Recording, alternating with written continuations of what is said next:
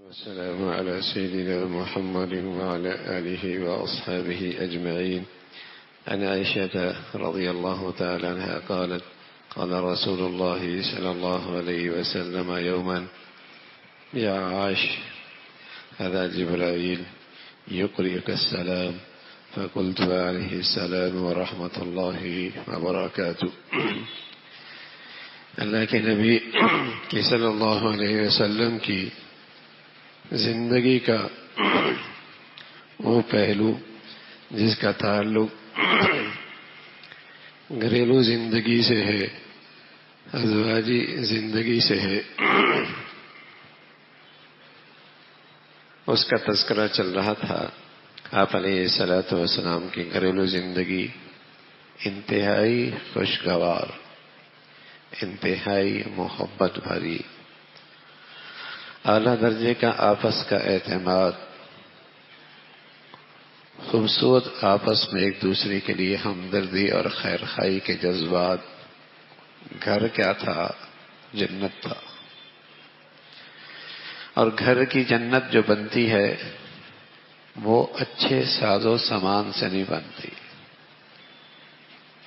گھر کی جنت بڑی آمدنی سے نہیں بنتی اور نہ ہی بڑھیا ساز و سامان سے بنتی ہے. گھر کی جنت جھونپڑی میں بھی ہو سکتی ہے، کوٹھی کے اندر بھی ہو سکتی ہے، بشرطیہ ہے کہ گھر والے انسان بھلے ہو جائے، ان کے اخلاق بڑھیا ہو جائے. اگر یہ چیز نہیں میرے عزیزو، دنیا کا سارا راحت و آرام کا سامان بھی اس گھر میں اکٹھا کر دو، اس گھر کو جہنم سے کوئی نہیں بچا سکتا. گھر کی جنت آمدنیوں سے نہیں ہے، ساز و سامان سے نہیں ہے، مادی نقشوں اور وسائل سے نہیں ہے. گھر کی جنت بھلے انسانوں سے ہے، بھلے اور شاندار اخلاق سے. اللہ کے نبی صلی اللہ علیہ وسلم کی زندگی سے جب گھریلو زندگی اس مدینہ کے ہر گھر میں آئی، جب اللہ کے نبی کی گھریلو زندگی مدینہ منورہ کے ہر گھر میں آئی تو وہ مدینہ منورہ کے گھر تو کچے تھے اور کھجور کے تنوں سے بنے چھت تھے، کچے پتھروں کی دیواریں تھی اور ٹاٹ کا پردہ تھا. اور شوہر کے پاس بیوی کو دینے کے لیے کچھ نہیں، لیکن بیوی کے دل میں شوہر کا احترام موجود تھا.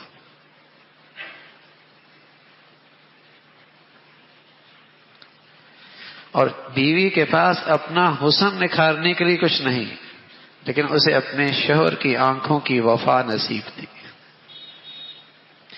باپ کے پاس بیٹے کو دینے کے لیے کچھ نہیں، لیکن بیٹے کے دل میں باپ کی عظمت موجود تھی. اور بیٹے کے پاس باپ کی تجوریاں بھرنے کے لیے کچھ نہیں، لیکن اسے اپنے باپ کی شفقت نصیب تھی. بہن اور بھائی میں لمبے چوڑے تحفے تحائف کا تبادلہ تو نہ تھا، لیکن سچی اخوت اور پیار موجود تھا. یہ سارا نقشہ ان گھروں میں کہاں سے آیا؟ محمد رسول اللہ کی گھر کی زندگی سے آیا، گھر کی زندگی سے آیا. بظاہر وہ گھر ساز و سامان سے خالی، لیکن ان گھروں میں اخلاق کا جوہر موجود تھا. بھلے انسانوں کی جنس موجود تھی، بھلے انسانوں کی جنس موجود تھی. تو اللہ کے نبی صلی اللہ علیہ وسلم کی یہ گھریلو زندگی، اور سچ ہے میرے عزیزو، گھر بنتے ہیں تو معاشرہ بنتا ہے، گھر بنتے ہیں تو سوسائٹی بنتی ہے. گھر کی درسگاہ اور گھر کی تربیت گاہ اپنا کام کر رہی ہوتی ہے، تب قومیں بنا کرتی ہیں، تب قومیں بنا کرتی ہیں. اور اگر گھر کی درسگاہ ہی اجڑ جائے،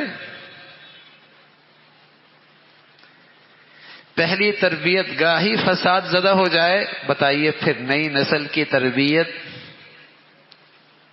کہاں سے ہوگی؟ بچہ صرف گھر سے اپنی ماں کی میمنی نہیں سیکھتا اور اپنی باپ کی پشتو نہیں سیکھتا، اور گھر کی صرف زبان سندھی اور بلوچی نہیں سیکھتا، وہ گھر کی چار دیواری کی درسگاہ سے زبان کے ساتھ ساتھ عادات بھی لیتا ہے، طرز زندگی بھی سیکھتا ہے، رویے بھی اٹھاتا ہے۔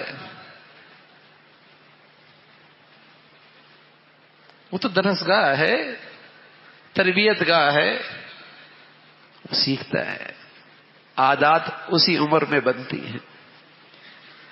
اور اللہ حفاظت فرمائے، جس گھر میں فاصلے ہو جائیں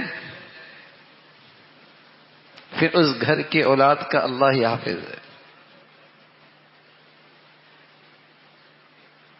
ماسیاں اولادیں نہیں پالا کرتی، ڈبوں کے دوسروں سے بچے نہیں پلا کرتے۔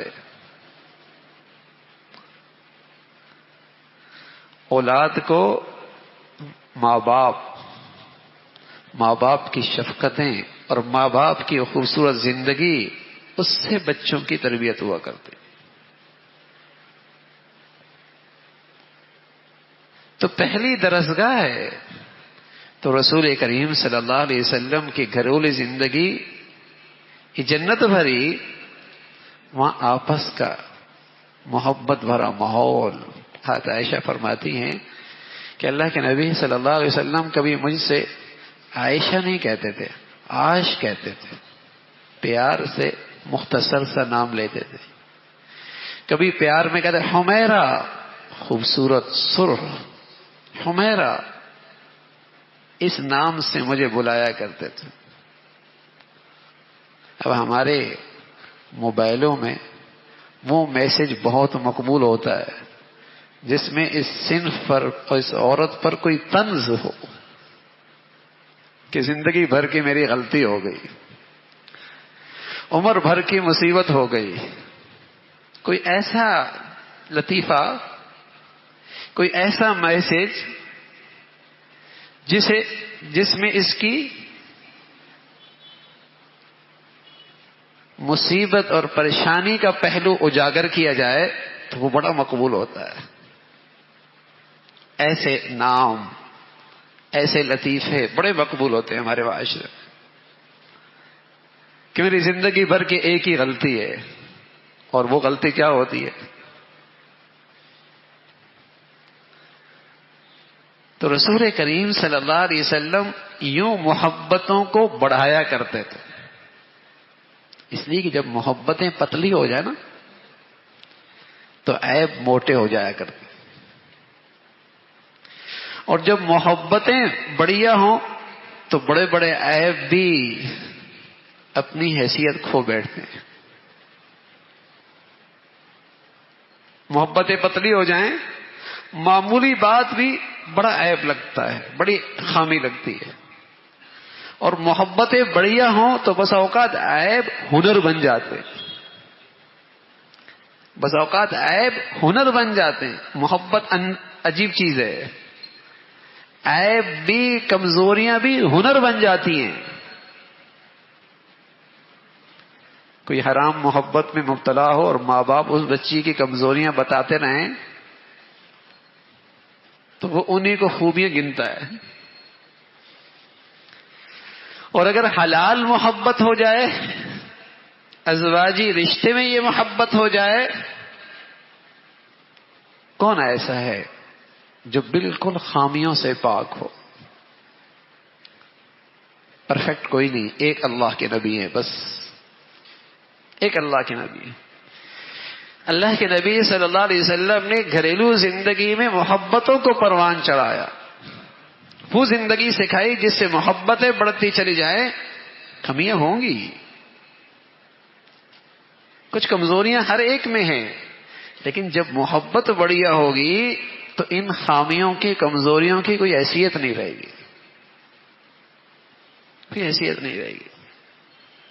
تو آپ علیہ الصلوۃ والسلام کبھی محبت سے فرماتے یا حمیرہ. ایک دن آپ نے فرمایا یا عائش، اور فرمایا عائشہ، یا عائش کہہ کر بلایا. جبرائیل امین آئے تھے اور تمہارے لیے سلام کہہ رہے تھے. سبحان اللہ، تمہارے لیے سلام کہہ رہے تھے. حضرت عائشہ رضی اللہ تعالیٰ سلام کا جواب دیتی ہیں وعلیہ السلام ورحمۃ اللہ وبرکاتہ. وعلیہ السلام، ان پہ بھی سلام ہو. تو یوں آپ علیہ الصلوۃ والسلام دلجوئی فرمایا کرتے تھے، حوصلہ بڑھایا کرتے تھے. اس لیے آپ علیہ الصلوۃ والسلام فرمایا کرتے تھے اکمل المؤمنین ایمانا احسنہم خلقا. تم میں سب سے بڑھیا ایمان اس کا ہے جس کے اخلاق سب سے بڑھیا ہے. وخیارکم خیارکم لنسائہم خلقا، اور تم میں سب سے بہتر آدمی وہ ہے جو اپنے گھر والوں کے لیے اخلاق میں سب سے بہتر ہے. بڑھیا ایمان کی علامت بڑھیا اخلاق. اچھے اور بڑھیا انسان کی علامت اچھے اخلاق. عربوں میں ایک مشہور مقولہ ہوتا تھا جو معزز ہوتا ہے وہ اپنی گھر والی عورتوں کو عزت دیتا ہے، جو لئیم ہوتا ہے وہ اپنے گھر والی عورتوں کو ذلیل کرتا ہے. جو معزز ہوتا ہے وہ اپنی گھر کی عورت کو عزت دیتا ہے، جو لئیم ہوتا ہے اپنے گھر کی عورت کو رسوا اور ذلیل کرتا ہے. تو رسول کریم صلی اللہ علیہ وسلم فرمانے لگے تم میں بہترین اخلاق بڑھیا ایمان کی علامت ہے. بڑھیا انسان اس کی علامت کیا ہے؟ اس کے اخلاق بڑھیا. کبھی رسول کریم صلی اللہ علیہ وسلم ایسا بھی فرماتے. ایک مرتبہ ایسا ہوا کہ عمر آئے، کہنے کہ یا رسول اللہ، جب سے ہماری عورتیں ان انصار کی عورتوں سے ملنے شروع کیا انہوں نے، تو ہماری عورتیں ہمارے بھی سر پہ چڑھ گئی، ہم پہ بھی غالب آنے لگی. کچھ تو اجازت دیے تنبیہ کرنے کی. آپ علیہ الصلوۃ والسلام نے اجازت دے دی. کچھ دنوں کے بعد حضور علیہ الصلوۃ والسلام نے فرمایا کہ لقد طاف بآل محمد نساء کثیر یشکون ازواجہن لیس اولئک بخیارکم. فرمایا کیا ہوا؟ اتنی عورتیں میرے گھر کے دروازے پہ آ رہی ہیں اور اپنے شوہروں کے بارے میں شکایت لے کے آتی ہیں کہ سختی کر رہے ہیں، مار رہے ہیں. تو آپ علیہ الصلوۃ والسلام نے فرمایا ایسے لوگ تم میں سے اچھے لوگ نہیں ہیں جو اپنی عورتوں پہ ہاتھ اٹھاتے ہیں، اپنی عورتوں پہ ہاتھ اٹھاتے ہیں. یہ کوئی اچھے لوگ نہیں ہیں. تو حضور علیہ الصلوۃ والسلام نے زندگی بھر کسی عورت پہ ہاتھ نہیں اٹھایا، زندگی بھر. ہاں میدان جنگ ہے، اللہ کی خاطر جہاد ہے، وہ معاملہ الگ ہے، ورنہ اپنی زندگی میں کبھی کسی عورت پہ ہاتھ نہیں اٹھایا. اور حجت الوداع جو آپ نے تاریخی خطبہ دیا، تاریخی خطبہ دیا، اس خطبے کے اندر بھی آپ نے اس بات کو بطور خاص موضوع بنایا کہ دیکھو گھر کی عورت کے ساتھ حسن سلوک سے پیش آنا. یہ تمہارے گھر میں تمہاری قابو میں ہے. یہ اپنے ابا کا گھر چھوڑ کے آئی ہیں، اماں کا گھر چھوڑ کے آئی ہیں. یہ سب کچھ رشتوں کو چھوڑ کر تمہارے گھر میں اسیر ہیں، تمہارے گھر میں اسیر ہیں. عورت کا حق ہے، عورت کا حق ہے کہ اسے اس گھر کے اندر عزت ملے. عورت کا حق ہے کہ اسے اس گھر کے اندر یہ احساس ہو جائے کہ اس کی عزت نفس اس گھر میں محفوظ ہے. یہ عورت کا حق ہے. عورت کا حق ہے کہ وہ اپنے شوہر سے محبت چاہتی ہے، وقت چاہتی ہے. عورت کا حق ہے کہ اس کی اچھائیوں پر اس کی تعریف، یہ عورت کا حق ہے. بتائیے نا، یہی چیزیں تو آج ہمارے گھروں میں نہیں ہے نا. اگر کسی عورت کو کسی گھر میں ہمیشہ اس کی عزت نفس کو مجروح کیا جائے گا، 40 سال تک بھی اس گھر کو اپنا گھر نہیں سمجھے گی. یہ اس کا حق ہے کہ اس گھر میں اس کی عزت محفوظ ہو. اس کے احساسات ہیں، اس کے بھی اپنے جذبات ہیں، لیکن جب بار بار اس کے جذبات اور احساسات کو ٹھیس پہنچائی جائے گی تو بتائیے، وہ بھی تو ایک عورت ذات ہے، اس کے دل پہ کیا گزرے گی. بس اوقات میاں بیوی کی اتنی بات نہیں ہوتی، گھر کا تیسرا فرد، اس گھر کے اندر تیسرا فرد، چوتھا فرد اس کے احساسات پہ حملہ کرتا ہے، اس کی عزت نفس مجروح کرتا ہے، اور اس کی وجہ سے میاں بیوی کی زندگی میں فاصلے آنا شروع ہو جاتے ہیں. تیسرا آدمی بیچ میں حائل ہو جاتا ہے. چوتھا آدمی اس ازواجی زندگی کے اندر فتنہ پیدا کرتا ہے، فتنہ پیدا کرتا ہے.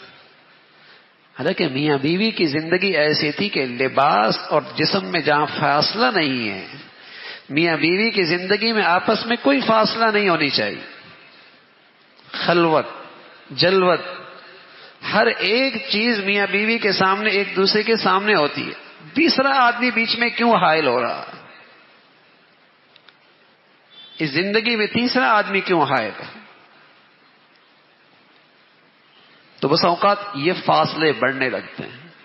تو جس عورت کا حق ہے نا، اس کی عزت نفس محفوظ ہو، اسے توجہ ملے، اسے محبت ملے، اس کی اچھائیوں پہ تعریف ہو. گناہ نہیں ہے محبت کا اظہار کرنا، گناہ نہیں ہے اس کی اچھائیوں پہ تعریف. عبادت ہے، عبادت ہے، ثواب ہے. اور یہ گھریلو زندگی جو تربیت گاہ ہے، تعلیم گاہ ہے، اس کو آباد کرنا ہے، اس کو آباد کرنا ہے. یہ بڑی خدمت ہے. تو رسول کریم صلی اللہ علیہ وسلم نے اس عظیم الشان خطبے کے اندر اس بات کو بطور خاص موضوع بنایا، اور آپ علیہ الصلوۃ والسلام نے فرمایا میں وصیت کرتا ہوں، میں تمہیں وصیت کرتا ہوں تمہاری عورتوں کے بارے میں کہ تم ہمیشہ ان کے ساتھ حسن سلوک کا معاملہ کرنا اور حسن معاشرت سے ان کے ساتھ زندگی گزارنا. پھر آپ علیہ الصلوۃ والسلام اپنی گھر کی عورتوں کے جذبات کا یوں بھی خیال کرتے، غم خاری میں، غم میں، تکلیف میں ساتھ دیتے. حضرت صفیہ فرمانے لگی کہ ایک دن میری سواری پیچھے رہ گئی، کمزور ہو گئی، تو میری آنکھوں سے آنسو جاری ہو گئے. تو آپ علیہ الصلوۃ والسلام اپنے ہاتھوں سے ان آنسوؤں کو صاف کر رہے. کبھی درد ہوتا کسی عورت کو تو سر پہ ہاتھ رکھ کے دم فرمایا کرتے تھے، اور وہ تکلیف تو آدھی اسی سے دور ہو جاتی کہ شوہر اس کے درد میں برابر کا شریک ہے، شوہر اس کے غم میں برابر کا شریک ہے. اور ہمارے ہاں کیا ہے، ہم اپنی عورت کو ہمیشہ صحت مند دیکھنا چاہتے ہیں، اور جہاں بیمار ہوئی اماں کے گھر روانہ کر دیا، جہاں ذرا سی بیمار ہوئی ابا کے گھر روانہ کر دیا. ہمارے گھر میں تو بس صحت مند ہو.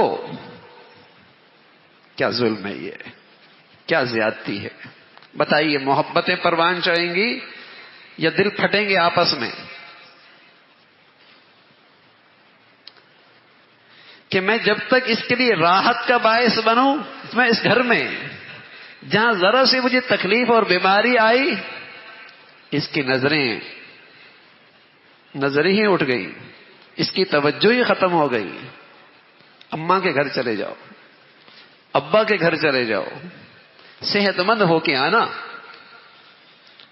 تو رسول کریم صلی اللہ علیہ وسلم فرمایا کرتے، عائشہ فرمانے لگی بیمار کوئی ہو جاتا تو آپ ہمارے سر پہ ہاتھ رکھتے دم کیا کرتے تھے. میں نے کہا آدھا درد تو اسی سے ختم ہو جاتا.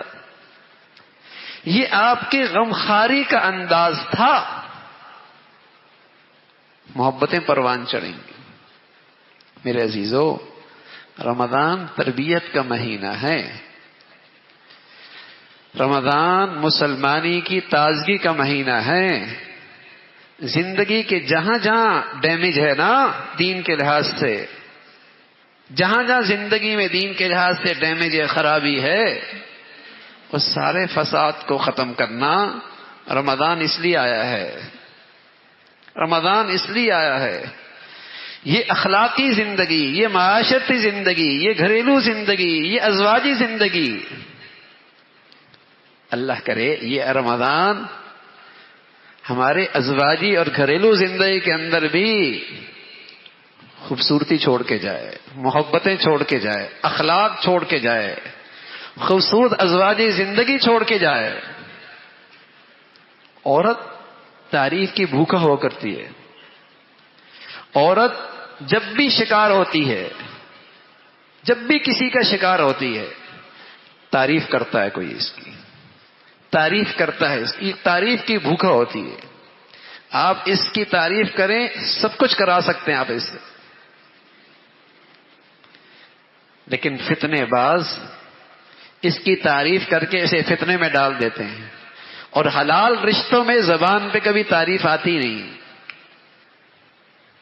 یہ اس کی کمزوری ہے، تعریف پہ سب کچھ دے دیتی ہے.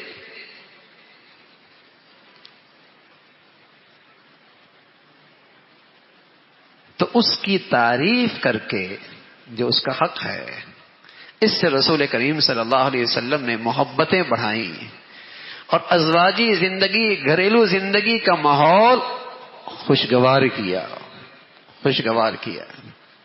تو حضرت عائشہ فرمانے لگی کہ آپ علیہ الصلوۃ والسلام اس بات کے حریص ہوتے تھے کہ جب کوئی بیمار ہوتا گھر میں، کب کوئی اہلیہ تکلیف میں ہوتی تو آپ ان کی غمخواری کرتے، آپ ان کا ساتھ دیتے اس غم میں، اس تکلیف میں. اور بس اوقات سر پہ ہاتھ رکھ کے دم فرمایا کرتے تھے. اور آپ علیہ الصلوۃ والسلام یوں ان کی دلجوئی کیا کرتے تھے. اللہ رب العزت بھائی ایسی مبارک زندگیاں ہم مسلمانوں کو سبھی کو اپنے گھروں میں نصیب فرمائے.